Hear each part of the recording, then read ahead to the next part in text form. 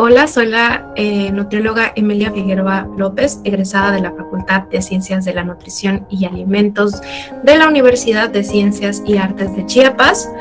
Actualmente cuento con más de 3 años de experiencia en el tratamiento nutricional de personas que viven con enfermedades crónicas como diabetes. Asimismo, soy educadora en diabetes por la Federación Mexicana de Diabetes y el día de hoy les doy la bienvenida al taller Salud Renal y Nutrición. En primera instancia me gustaría hablarles y platicarles un poquito de los riñones, cómo funcionan, qué son los riñones, dónde se ubican particularmente. Empecemos porque los riñones son órganos pares, es decir, regularmente tenemos 2 de ellos. Están encontrados en la zona lumbar de nuestro cuerpo, en la espalda, y están a un costado de la columna vertebral, a ambos costados como tal. Tienen un peso aproximado de entre 120 y 155 gramos, dependerá de cada persona en realidad. Y bueno, vamos a hablar de algo muy importante que sucede en los riñones, empezando primero explicando qué son las nefronas. Una nefrona es la unidad funcional de los riñones, es donde se realiza toda la magia de los riñones en la parte funcional, específicamente en la parte de la excreción. Cada riñón tiene aproximadamente 1 millón de nefronas. Y las nefronas son una especie de filtro. En realidad la nefrona tiene al filtro y este filtro llamado glomérulo funciona mediante 2 procesos tal cual. El primer paso, necesitamos primero filtrar la sangre en el glomérulo, ¿sale? Posteriormente, en una sección llamada túbulo, se devuelven las sustancias que necesitamos y se eliminan los desechos. Las paredes de los glomérulos permiten que las moléculas más chiquititas y los desechos y además líquidos, particularmente el agua, pasen por el túbulo y en consecuencia estas se eliminen y se excreten o se reabsorban si son necesarias. Las moléculas más grandes, como por ejemplo las proteínas o algunas células sanguíneas que se escapan por ahí, permanecen en los vasos sanguíneos y siguen en circulación. Aproximadamente el 99% del agua circulante en el plasma sanguíneo se reabsorbe, junto con minerales particularmente y algunos nutrimentos que nuestro cuerpo va a necesitar. ¿Sale? Entonces la principal función de la nefrona va a ser reabsorber algunos productos que sí necesitamos y eliminar algunos otros productos. Los productos que se eliminan son desechos y agua en exceso y se vuelven orina como tal. Ahora, ¿cuáles son las funciones de los riñones aparte de esta reabsorción y eliminación de productos? La primera función como tal es la excreción, como justo lo mencionamos cuando hablamos de la nefrona. Apoya en la eliminación de productos de desecho del metabolismo de las proteínas que nosotros consumimos. Entre ellos tenemos a la creatinina, a la urea y al ácido úrico, que son justamente los productos de eliminación. Y además regula el equilibrio hidroelectrolítico, regulando la absorción del potasio, del sodio, del calcio, del fósforo y del magnesio particularmente. ¿Sale? Inclusive regula el volumen de la sangre que nosotros tenemos. Cuando hay agua en exceso, esta se elimina vía orina. Aproximadamente los riñones procesan 60 veces la cantidad de sangre que nosotros tenemos en un promedio de 24 horas.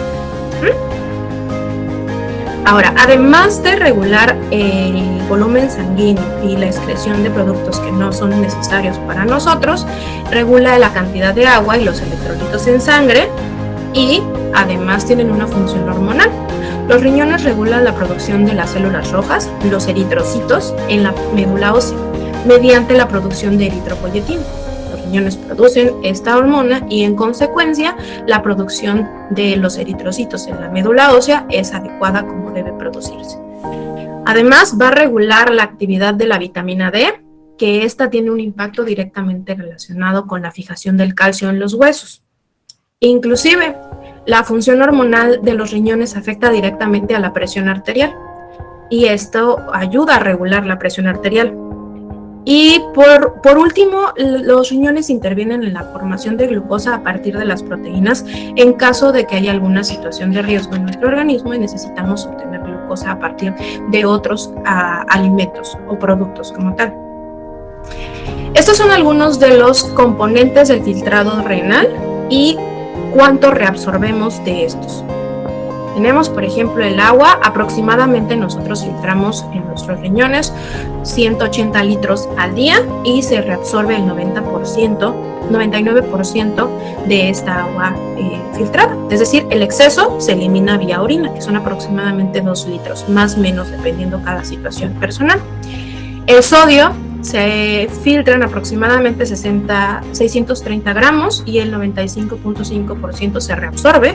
La glucosa se filtran 180 gramos y en situaciones normales se reabsorbe el 100%.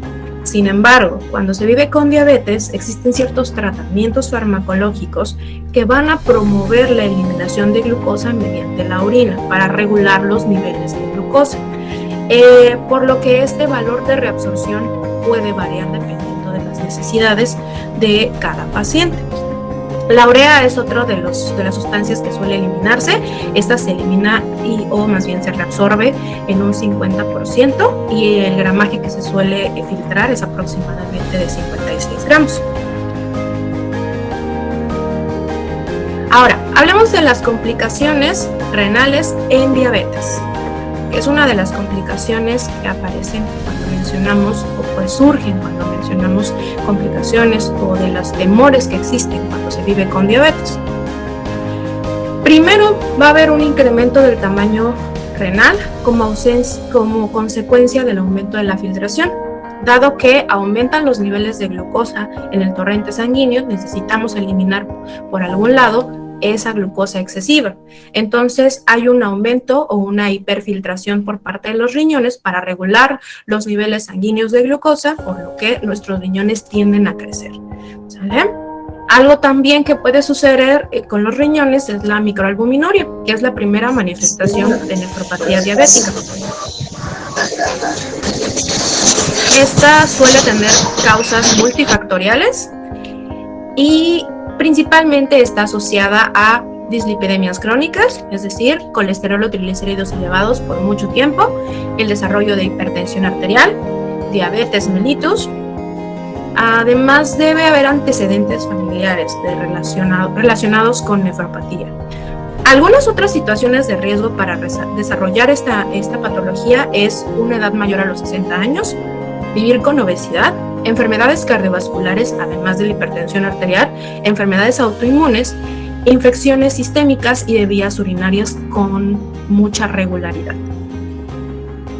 Ahora, algo muy importante que hay que mencionar es que no todos los pacientes que viven con diabetes van a desarrollar nefropatía diabética. Dependen de los factores que hayan presentes o no en su historial y también depende del cuidado que tengan con su enfermedad. Bueno, pero vamos a explicar entonces qué es la microalbuminuria. La microalbuminuria consiste en la eliminación de proteínas, específicamente la albúmina, es un tipo de proteína mediante la orina en cantidades por arriba de los límites normales, ¿sale?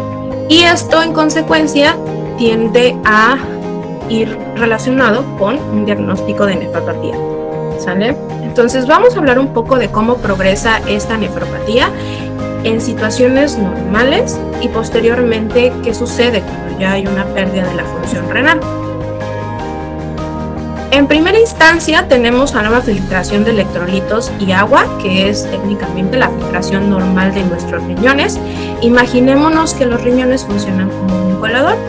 Por un lado vamos a encontrar la sangre que necesita eliminar desechos que no le funcionan. El colador solamente va a permitir el paso de los electrolitos y agua que existen en exceso.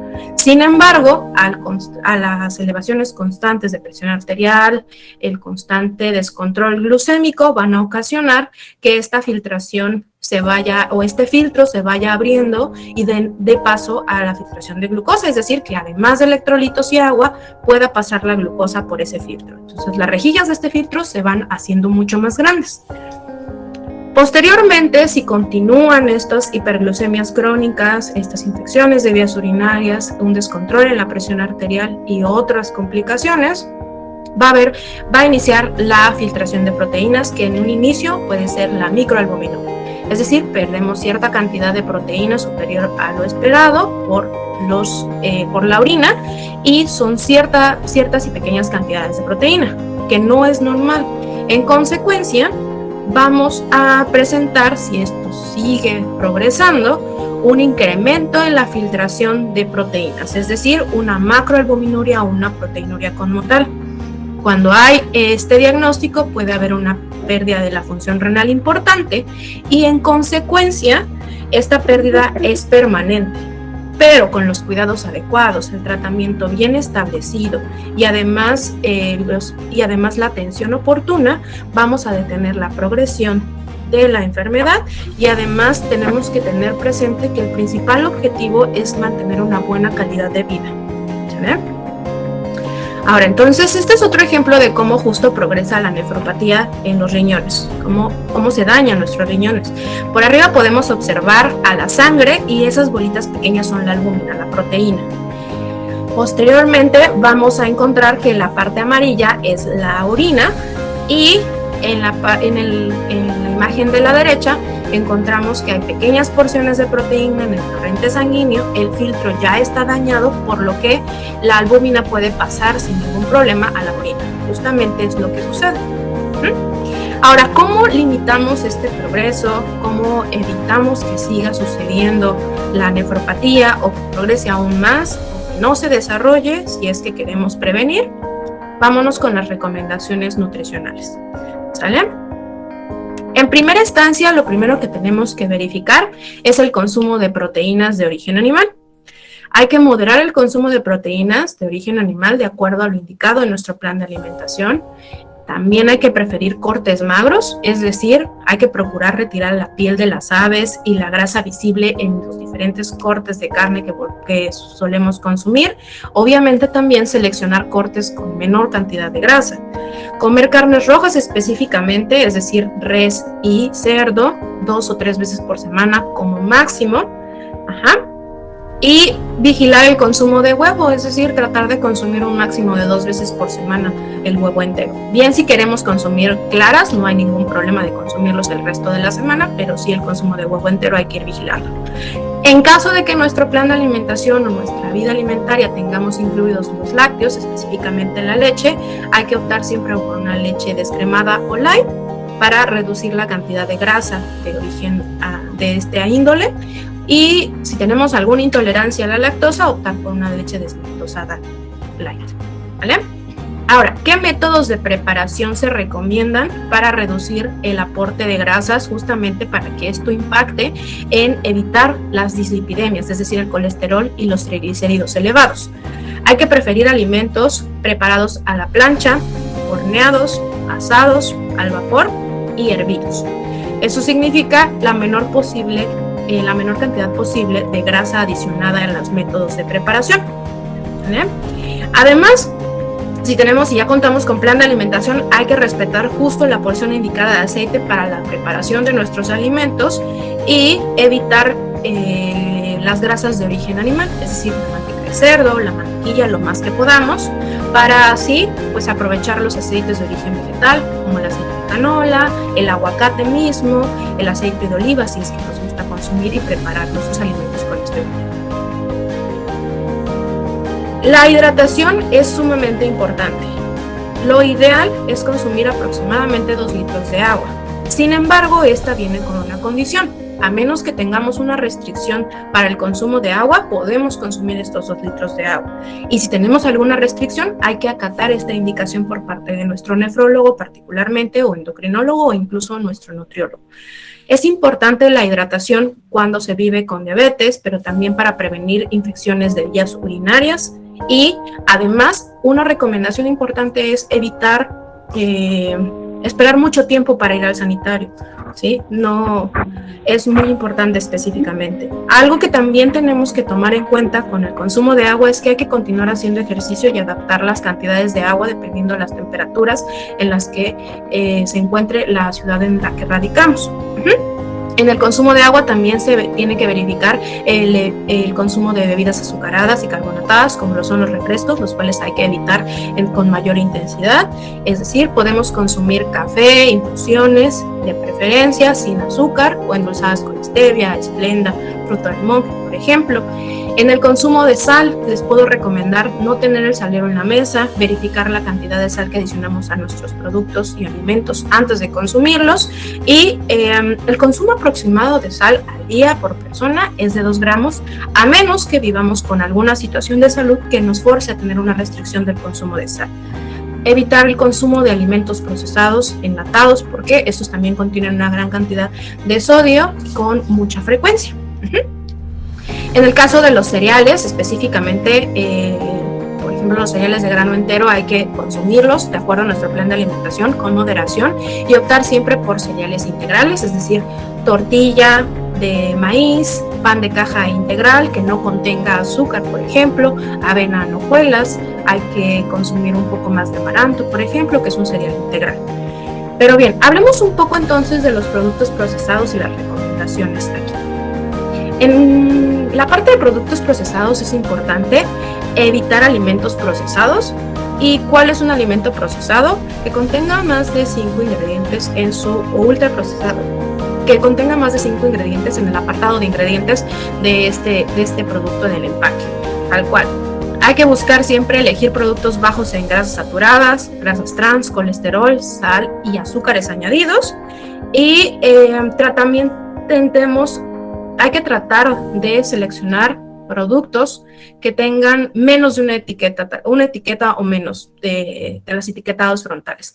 Aquí les dejo los ejemplos de los etiquetados frontales.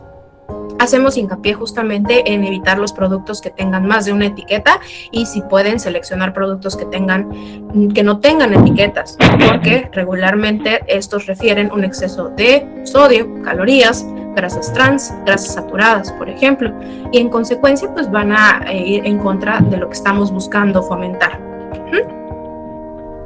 Ahora, algo muy importante con el cuidado de nuestros riñones y la salud de estos son el consumo de suplementos alimentarios y medicamentos. Hay que evitar principalmente automedicarnos, ¿sale? Los medicamentos son bajo prescripción de nuestro médico tratante, puede ser el especialista, médico general, pero no hay que consumir medicamentos sin antes haberlo consultado con algún médico. Evitar consumir suplementos alimenticios no indicados por un profesional de salud. Hacemos hincapié en esta parte por el consumo, por ejemplo, de proteínas en polvo o colágeno, por ejemplo, hidrolizado. Es muy importante primero verificar las condiciones de salud mediante estudios de laboratorio para poder empezar a utilizar suplementos alimentarios en caso de ser necesarios. Como se mencionó alguna vez en un taller sobre los multivitamínicos y los minerales, no son necesarios todo el tiempo.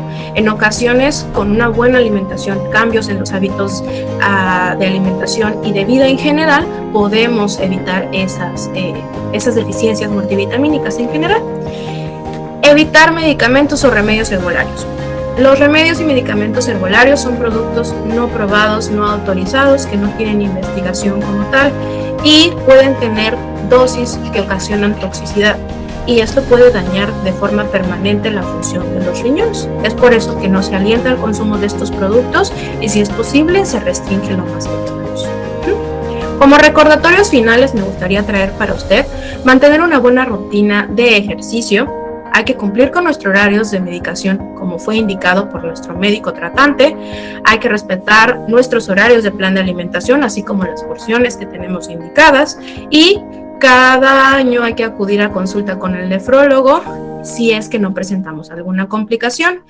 O bien, si tenemos ya alguna situación que te va a atender, hay que acudir regularmente a consulta con él de forma como lo indique. Gracias por acompañarnos.